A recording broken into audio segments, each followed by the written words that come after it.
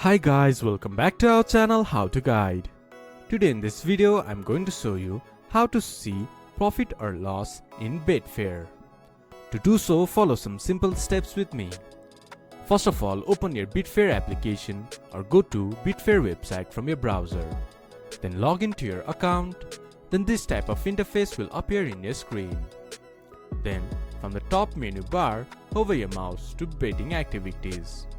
There you can see exchange, betting, profit and loss. Click on it. Then this type of interface will appear in your screen. You can choose your period of your profit and loss statement. Or you can just manually enter your date. Then click to Get P&L. Then you will receive P&L profit or loss statement. This is how you can view profit or loss in Betfair. This much for today's video. If you guys find our video helpful, please leave a like and comment. And do not forget to subscribe our channel and hit the bell icon. I'll see you guys again in our next video. Thank you for watching.